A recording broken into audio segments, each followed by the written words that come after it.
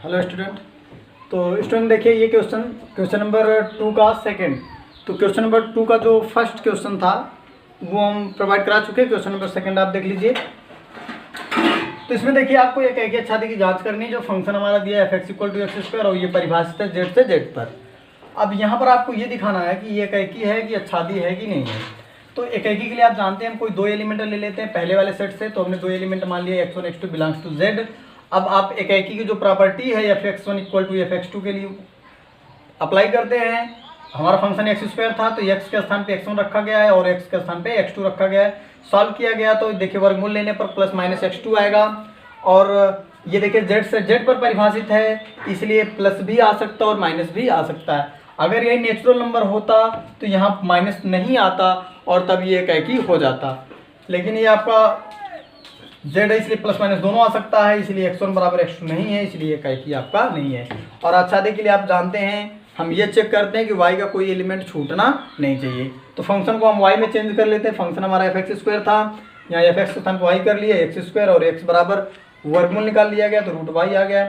अब देखिए अगर आपको देखिए पहले आप समझ लीजिए कि वो आच्छादी है कि नहीं है। तो अगर समझ में आ गया, अगर आच्छादी नहीं है तो कोई एक एलिमेंट दिखा दीजिए बस। जैसे यहाँ पे देखिए ये समझ में आ गया कि अगर y का कोई ऋणात्मक मान हम लेंगे तो उसका वर्गमूल निकलेगा नहीं, क्योंकि ये आपका क्या रियल नंबर है, सब पूर्णांक है। इधर तभी काल्पनिक नंबर आ जाएगा जो कि x में रहेगा ही नहीं, इसका मतलब आच्छादी नहीं है। तो यहाँ पर हम देख लेते हैं भाई y = हमने क्या ले लिया -2 ले लिया, x बराबर क्या हो जाएगा -2। परंतु -2 जो है वो z में है ही नहीं, यानी ये y का एलिमेंट जो -2 था इस x के किसी भी एलिमेंट से बिलोंग नहीं कर रहा है, यानी ये छूट जा रहा है। जब कोई भी एलिमेंट अगर छूट जाता है तो क्या हो जाएगा, आच्छादी नहीं होगा, इसलिए ये जो है आपका आच्छादी नहीं है। चलिए नेक्स्ट क्वेश्चन हम देखते हैं।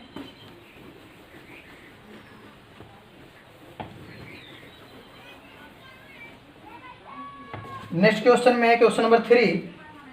क्वेश्चन नंबर 3 देखेंगे आप। क्वेश्चन नंबर 3 कह रहा है सिद्ध कीजिए कि f(x) = ग्रेटेस्ट इंटीजर फंक्शन है और r से r पर परिभाषित ना तो एकैकी है और ना आच्छादक है। ठीक है, ये प्रश्न ये है कि f(x) दिया गया function greatest integer function x है और ये r से r पर परिभाषित है। ठीक है ना, और कह रहा है कि सिद्ध कीजिए, दिखाइए कि एकैकी और आच्छादी दोनों नहीं है। चलिए हम चेक करते हैं।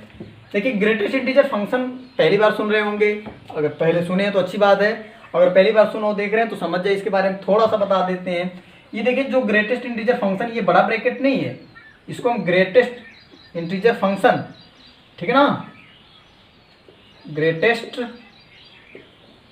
इंटीजर फंक्शन है, ठीक ना।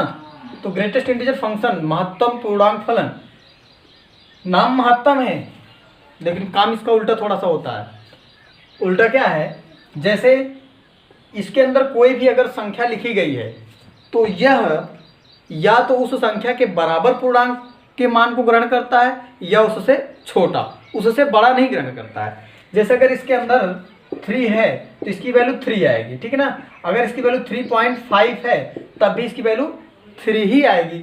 यानी ये देखिए 3.5 क्या, ये पूर्णांक नहीं है, जबकि ये पूर्णांक फलन होता है। तो नाम से स्पष्ट है पूर्णांक फलन, तो ये हमेशा एक पूर्णांक मान ही देता है। तो पूर्णांक मान देता है, 3.5 पूर्णांक नहीं था तो पूर्णांक मान देता है। नाम इसका महत्तम पूर्णांक फलन है तो महत्तम को मतलब बड़ा देना चाहिए। 3.5 है तो 4 इसका पूर्णांक होना चाहिए, इसकी वैल्यू 4 देना चाहिए, लेकिन ऐसा नहीं है। याद रखिएगा उल्टा होता है। जो भी पूर्णांक इसमें दिया गया है, जो भी पूर्णांक आपका जो भी वैल्यू इसमें दी गई है, यह हमेशा उसके बराबर या तो उससे छोटा पूर्णांक फलन ग्रहण करता है। तो 3.5 हो नहीं सकता क्योंकि ये पूर्णांक है नहीं, इसलिए केवल क्या करता है, 3 को ग्रहण करता है। ठीक है ना, आई होप समझ गए होंगे आप लोग ग्रेटेस्ट इंटीजर फंक्शन। चलिए वीडियो ज़्यादा लंबी ना हो इसलिए थोड़ा सा आप जल्दी जल्दी देख लेंगे। नहीं समझ में आएगा तो कमेंट बॉक्स में ज़रूर बताइएगा, ठीक है। अब यहाँ पे हम चलते हैं सबसे पहले एकैकी के लिए। एकैकी को अंग्रेजी में वर्मन कहते हैं। वर्मन हम चेक करते हैं। चलिए वर्मन चेक करते हैं। वर्मन के लिए हम दो एलिमेंट लेते हैं, x1 x2 बिलोंग्स टू किसके भाई, r के। अब इसके लिए प्रॉपर्टी यूज करते हैं f(x1 = f(x2)। अगर इसके साथ साथ x1 = x2 हो गया तो एकैकी होगा, नहीं तो नहीं होगा। तो चलिए f(x1) x के स्थान में हमें क्या रखना है, x1 रखना है, = यहाँ भी x के स्थान क्या रखना है, x2 रखना है। अब आप यहाँ पे इमेजिन करिए x greatest integer function x1 बराबर ग्रेटेस्ट इंटीजर फंक्शन x2 तो बराबर है, क्या x1 बराबर x2 भी होगा? तो ये देखिए x1 बराबर x2 हो भी सकता है और नहीं भी हो सकता है, तो हमें हमेशा होने की कंडीशन यूज करनी है, नहीं होने का कोई क्वेश्चन यहाँ नहीं है। देखिए आप जैसे कुछ लोगों को समझ में आ रहा होगा कि भाई दोनों तरफ ब्रैकेट है, ब्रैकेट हटा दी, x1 बराबर x2 तो आ गया। अब सर जी कैसे कह रहे हैं कि नहीं आएगा? तो x1 बराबर x2 नहीं आएगा, कैसे ये चेक कर लेते हैं। देखिए जैसे अभी x1 की वैल्यू हम ले लेते हैं 1.34, ठीक है, और x2 की वैल्यू ले लेते हैं 1.56, ठीक है। अब इसका जो वैल्यू आएगा वो भी बनाएगी, इसकी जो वैल्यू आएगी वो भी बनाएगी, दोनों की वैल्यू बराबर है लेकिन दोनों खुद आपस में बराबर नहीं है। इस तरह से आप देख सकते हैं कि x1 x2 आपस में बराबर नहीं है बल्कि उनके मान बराबर हैं। यानी अगर इस तरह से कोई दो इमेज है, जैसे 1.34 है और 1.56 है, यहाँ 1 है 2 है, तो इसका भी इमेज यही बन रहा है और इसका भी इमेज यही बन रहा है, तो दो का इमेज जब एक ही बनेगा तो ये आपका एक ही नहीं होगा, ठीक है ना। यानी ये जो फंक्शन आपका 1 1 नहीं है। Given function f is not 1 1, ठीक है ना, ये आपका 1 1 नहीं है। चलिए अब आप चेक करते हैं, ऑन टू चेक कर लेते हैं। ऑन टू इंग्लिश में है और आच्छादी हिंदी में कहते हैं, ठीक ना, आच्छादी। आच्छादी के लिए आपको ये चेक करना होता है कि y के कोई एलिमेंट छूट तो नहीं रहा, इसके लिए हमने कोई फार्मूला नहीं बताया आपको चेक करने के लिए, फार्मूला से आप डिस्टर्ब हो जाते हैं। और ये क्वेश्चन जान लीजिए आपको जो एग्जाम में आता है, ऑब्जेक्टिव में आता है अधिकतर, तो ऑब्जेक्टिव में आता है तो आपको केवल आंसर से मतलब है। कंपटीशन में भी ये ज़्यादा पूछा जाता है, टीजीटी पीजीटी इसके बाद जब टीचर की आगे कोई कोर्स करते हैं तो उसमें पूछा जाता है, तो एग्ज़ाम इसमें हमें बस केवल समझना है हाँ एक आच्छादी है कि नहीं है। तो उसके लिए देखिए यहाँ पर आपका जो फंक्शन आपका क्या है, आर से आर में परिभाषित, ये भी आर है और आपका ये भी आर है, ठीक है। अब इसमें भी देखिए आपका -2 -3 0 1 1.5 यानी सभी प्रकार के नंबर होंगे, रूट को छोड़कर, रूट भी रहेगा इसमें, बस केवल आपको कॉम्प्लेक्स नंबर को छोड़ करके, ठीक है ना, सभी प्रकार के नंबर इसमें होंगे 1.2 एंड सो ऑन सब होंगे। अब इसको हम x कर दे रहे हैं और इसको y कर दे रहे हैं, तो चलिए देखते हैं फंक्शन हमारा क्या है, ये y इज इक्वल टू, देखिए y इज इक्वल टू क्या, ग्रेटेस्ट इंटीजर फंक्शन, ठीक है ना। अब यहाँ पर आपको देखना है, यहाँ पे देखिए अब ये ग्रेटेस्ट इंटीजर फंक्शन इधर नहीं हो सकता है, ठीक है ना, इसको ऐसे ही रहने दीजिए। अब आप ये देखिए कि y की कोई वैल्यू छूट तो नहीं रही है, देखते हैं x की वैल्यू आप लीजिए तो देखिए y का हमेशा y का कोई मान छूट तो नहीं रहा। अभी देखिए ध्यान दीजिए, अगर y की वैल्यू हम ले लें, if y is equal to ले लें 1.2, y इक्वल टू क्या ले लें 1.2, दशमलव वाली गिनती हमने ले लिया, तो देखिए आप देख लीजिए अगर y इक्वल टू 1/2 है, यहाँ पे 1.2 है, 1.2 इज इक्वल टू क्या, ग्रेटेस्ट इंटीजर फंक्शन। अब आप समझ सकते हैं ये जो x है यह हमेशा क्या देता है, एक पूर्णांक देता है, तो क्या ये 1.2 पूर्णांक है, नहीं है ना, 1.2 पूर्णांक नहीं है, तो x में ऐसा, x की ऐसी कोई मान नहीं है, x का ऐसा कोई वैल्यू नहीं है जिसको आप अगर रखें और वो आंसर में क्या दे, आपको 1.2 दे, क्योंकि x की अगर हम कोई भी वैल्यू लेंगे तो वो हमेशा क्या देगी, एक पूर्णांक देगी, 1.2 कभी नहीं देगी। ये जो x होता है ग्रेटेस्ट इंटीजर फंक्शन होता है, ये डेसिमल नंबर कभी नहीं देता है, जब भी आपका आंसर देता है ये क्या देता है, पूर्णांक देता है, जबकि यहाँ इसका आंसर क्या आ रहा है 1.2 जो कि डेसिमल नंबर आ रहा है। तो इसलिए x में ऐसा कोई अवयव, x में ऐसा कोई अवयव नहीं है जो 1.2 को 1.2 से संबंधित हो, ठीक है ना, संबंधित, बस आप लिख दीजिए इतना, x में ऐसा कोई अवयव नहीं है जो 1.2 से संबंधित हो, यानी ये y का एलिमेंट 1.2 था, ये इस x के किसी भी एलिमेंट से क्या कनेक्ट नहीं है, ये एलिमेंट आपका छूट रहा है। इस तरह से इसमें जितने भी डेसिमल नंबर हैं, जितने भी डेसिमल नंबर हैं सब के सब छूट जा रहे हैं, क्योंकि देखिए x का कोई भी मान हम रखते हैं तो वो पूर्णांक देता है, जब x के सभी मान के लिए ये पूर्णांक आता है तो ये क्या हो जाएगा भाई, आपका ये आपका आच्छादी नहीं होगा, लिख दीजिएगा। अतः f आच्छादी नहीं, आज़ादी नहीं। ठीक ना। चलिए एक और क्वेश्चन हम इसमें देख लेते हैं, क्वेश्चन नंबर 4।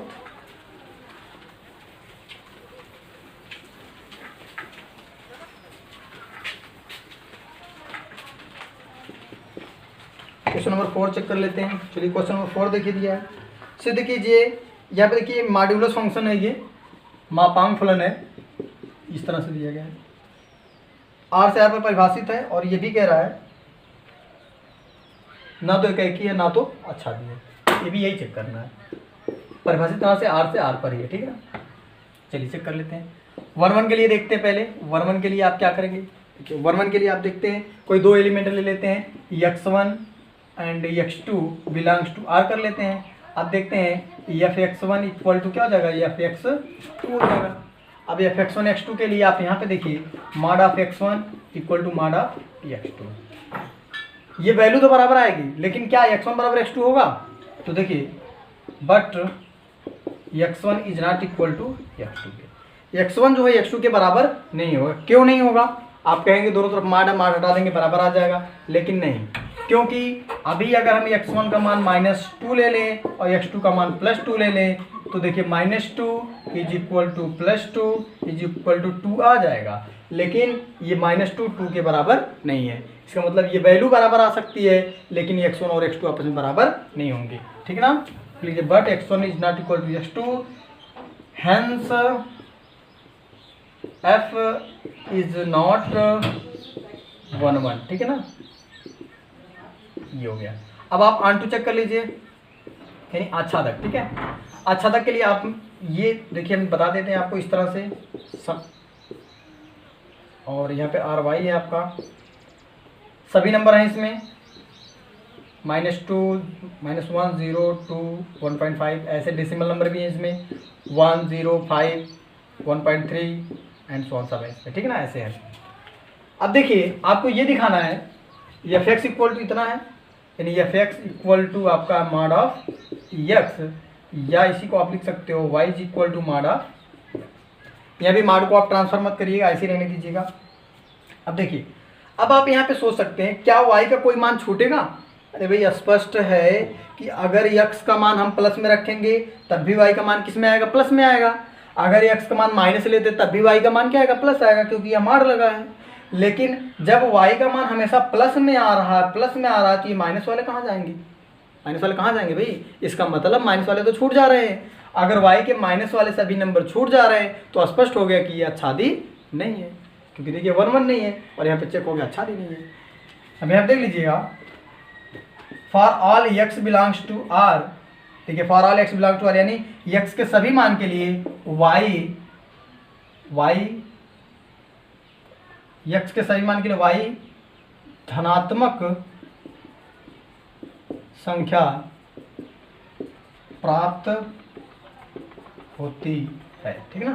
देखिए x के सभी मान के लिए y क्या होता है, धनात्मक संख्या प्राप्त होती है, अर्थात y के ऋणात्मक संख्याएं, x के किसी अवयव से संबंधित नहीं है। ठीक है ना, किसी अवयव से संबंधित नहीं है, अतः f आच्छादी नहीं है। ठीक है ना, इस तरह से आपका प्रूफ हो गया f जो है आच्छादी नहीं है। तो वीडियो अगर पसंद आ रही हो तो वीडियो को लाइक, सब्सक्राइब और शेयर जरूर करें। ठीक है, चलिए नेक्स्ट क्वेश्चन हम देखते हैं इसी के साथ। क्वेश्चन नंबर 5, सिद्ध कीजिए f सच दैट r से r पर परिभाषित फलन इतना दिया है, द्वारा न एकाकी है ना आच्छादक है। ठीक है, चलिए देखते हैं। तो 5वां क्वेश्चन देख लीजिए।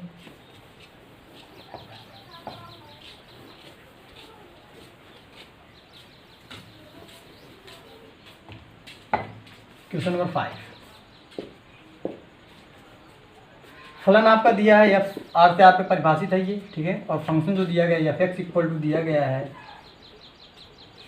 1 दिया गया है यदि x बड़ा हो 0 से, और आपका 0 दिया गया है यदि x बराबर हो 0 के, और -1 दिया गया है यदि x छोटा है 0 से। ठीक है, ना तो एक ही ना तो अच्छा नहीं। चलिए चेक करते हैं। यहाँ पे late x1 x2 belongs to R।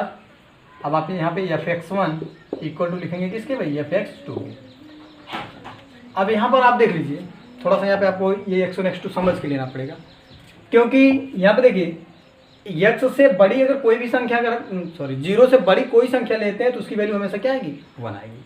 ठीक है, और अगर x बराबर 0 लेते हैं, ये छोड़ दीजिए, आप 0 लेंगे तो 0 ही आएगा। और अगर ये 0 से छोटी कोई भी नंबर लेते हैं तो हमेशा वैल्यू क्या देगी, -1 देगी। तो यहाँ पे हम मान लेते हैं x1 x2 greater than 0, x1 x2 greater than 0 and x1 x2 belongs to R। इस तरह से x1 x2 दोनों क्या हैं, दोनों भाई 0 से बड़े हैं।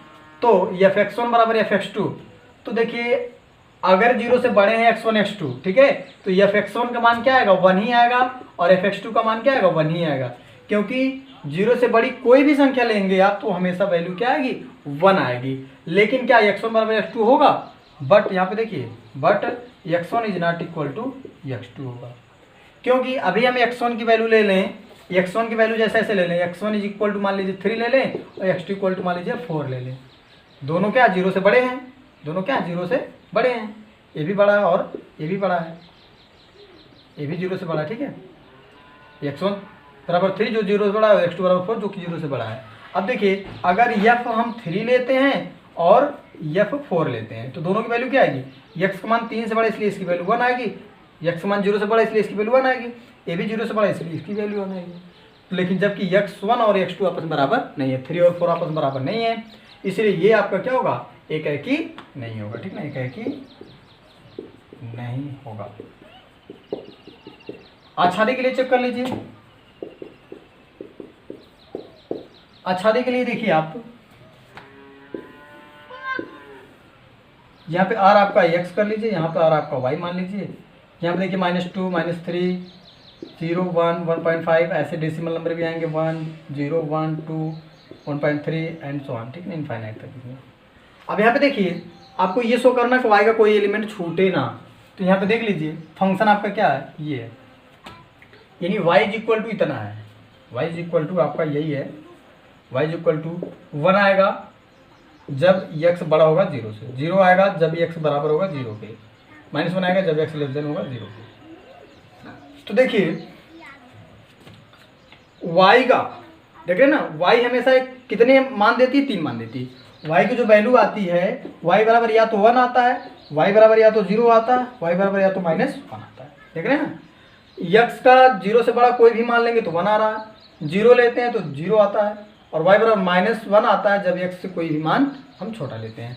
यानी यहाँ पे देखिए ये -1 0 और 1, x के केवल 3 एलिमेंट अगर माइनस लेते हैं, देखिए x का मान 0 से छोटा लेते हैं यानी माइनस का नंबर लेते हैं तो वो सभी क्या आता है, माइनस आता है। ये देखिए इससे कनेक्ट होना है, ठीक है ना। और अगर 0 से बड़ा लेते हैं तो ये सब इस पे कनेक्ट होगा सब, ठीक है ना, सबका सब इसी पे आएगा, 1 पे आएगा, और 0 का 0 पे आएगा। बाकी सब एलिमेंट इसके क्या हो रहे हैं, छूट जा रहे हैं। y के केवल 3 एलिमेंट कनेक्ट हो रहे हैं, बाकी सब क्या हो रहे हैं, छूट जा रहे हैं। अतः ये आपका क्या हो जाएगा, आच्छादी नहीं होगा। लिखिएगा कैसे, देखिए x के ऐसे लिख लीजिए, संकेत लिख लीजिए, for all x belongs to r के लिए y के केवल 3 अवयव -1 0 1 ही संबंधित हैं, शेष सभी अवयव, आगे लिख लीजिएगा, शेष सभी अवयव x के किसी एलिमेंट से संबंधित नहीं है, अतः यह आपका आच्छादी नहीं होगा। ठीक है, तो स्टूडेंट आगे जो क्वेश्चन आपके हैं 6 7 8 9 ये बाकी सब क्वेश्चन आप करिएगा। अगर किसी क्वेश्चन में डाउट होगा तो कमेंट बॉक्स में हमें बताएंगे, और कोई किसी क्वेश्चन में अगर कोई भी डाउट है तो आप हमारे पर्सनल व्हाट्सएप पर भी इसको पूछ सकते हैं, और यूट्यूब पर कमेंट सेक्शन में जा कर के ज़रूर बताएं। Thank you.